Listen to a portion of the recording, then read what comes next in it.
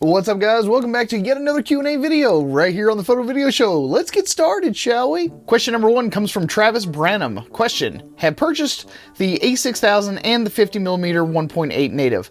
If down the road I decide to add one more native lens, would you recommend the 55-210 or the 18-105G? I also have a Tamron 24-70 lens for my T1i.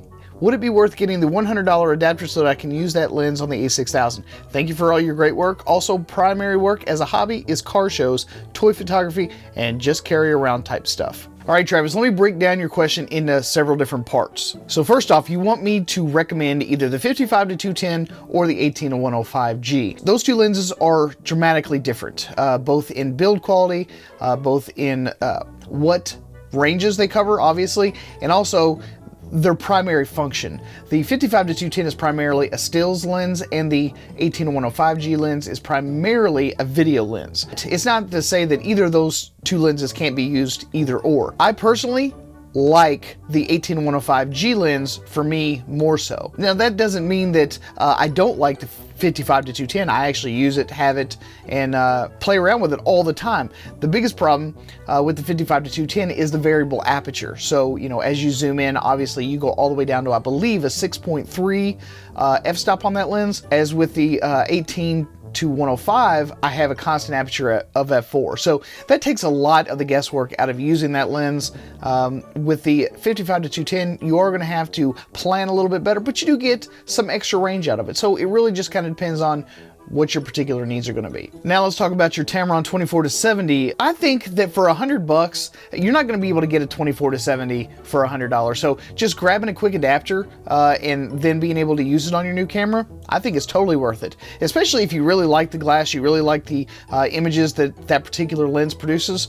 I say, why not? No big deal. Second question comes from Adam McKeithen. Question: I am picking up an A6300. Should I go with the 18-105 f4G lens or get the LEEA 4 35mm full frame A mount adapter and Sigma 18-35 1.8f Sony A mount lens? I'm just starting out and looking for one good lens to start out with. I wouldn't mind picking up more lenses down the line, just needing some help on what to start with. Thanks. Again, we're running into an issue here with the fact that you've got two drastically different focal ranges. I want Sigma so bad to make that 18-35mm in a native E-mount lens mount. That's what I want so bad. I think that it's a gorgeous lens. I think that it produces beautiful results. For the price right now, by the time you spend $800 to get that lens, and then you spend another $300 to $400 to get the brand new Sony adapter, I mean, you're well into the $1,200 territory. I would say the 18-105 f4 covers more area, still looks amazingly good on the A6000, so I know that it's going to do extremely well on the Sony A6300, considering the fact that with its new low light capabilities, the copper wiring is improving dramatically the low light capabilities of that camera.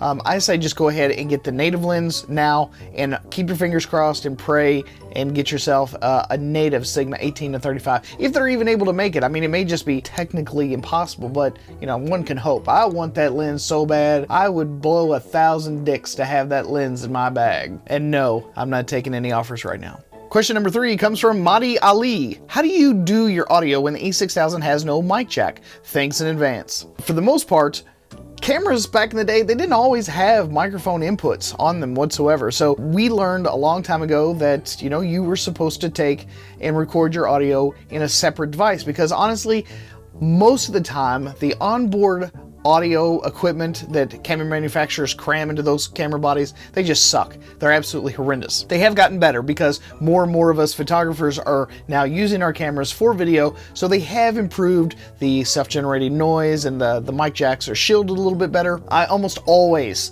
record my audio separately. So like right now, I'm recording this audio into the Scarlett 2i2 that's going directly into my computer. You can see the little meter over here bouncing up and down or whatever, but that's what I use. But I've also used the Zoom H4n. I've also used its little brother, the Zoom H1. I've basically been doing secondary audio recording and then syncing that audio up in post inside my video editor of choice, which just so happens to be Final Cut Pro 10, and the audio syncs up super duper fast. It's almost like no extra work whatsoever. So that's basically what I do and a lot of other people do. The onboard mic jack, really all that's going to do is give you better audio recordings for scratch audio, because if I had the microphone mounted onto the camera, it'd be too far away from my mouth, so I use a lavalier mic. It just helps out, and then I sync everything up in post. Long story short, I record secondary audio. Interesting comment this week from CWeb1988. I wish cameras worked like computers. You could, quote, build to order them. How cool would that be? Absolutely. I think that would be probably one of the best days in a camera's life for us as consumers, because no longer would we have to wait for the camera manufacturers to try and decide and then weigh the pros and cons and the balances of this, that, and the other about what someone or what their user base might actually want in a camera. We could just go, this is what I want, this is how I want it to look, blah, blah, blah, blah, blah, and then get what you want. Dude, the day when they start making custom cameras, I am on board like a mofo. Interesting comment number 2 comes from Just Clevs. I don't understand why they jacked the price up so damn much. The biggest contributing factor for the sales of the A6000 is its affordability. I get now that we get 4K capability, weather sealing, and more autofocus points, but holy shit, it's double the price. The sensor's similar, the display's the same, the EVF change is probably negligible. I just don't see the justification for such a huge leap in price. It may be or it may just be that they've come to their senses and realized the value of these things. Honestly, they haven't jacked up the price that much. When the A6000 was initially released, it had a retail price of $799, so right around 800 bucks. That was its original retail price. Now, I honestly, swear to God, cannot remember for the life of me if that price included the kit lens. So if someone else knows, maybe you bought it exactly when it first came out, you can leave a comment down in the comment section below and let us all know. I genuinely don't remember, and I don't feel like looking it up right now. The price is really not that much more expensive. I think that combined with what you already had in the A6000, combined with all the stuff that you're going to be getting inside the A6300, I'm totally cool with the price increase, honestly. Underpriced camera, in my opinion. Don't get any ideas now, Sony, but that's just what I think. Well, there you have it. There you go, guys. I hope you enjoyed the show, and if you'd like to have your questions or comments read here on the program, don't forget to drop those down in the comment section below. Also, look, I know it's tough times and everything. Try to support the show as much as you can. If we talk about gear in this video, I'm going to leave links to all that stuff down in the comment section below or in the description box below. So please use those links when you decide you want to buy something. And I definitely appreciate all the support thus far. And if you can't buy anything right now, consider becoming a Patreon subscriber. Check out the Patreon page. The link to that will also be in the description box below. At any rate, guys, thanks again for stopping here at the Photo Video Show. I'm your host, Mark Pug, and I will see you guys again in another one.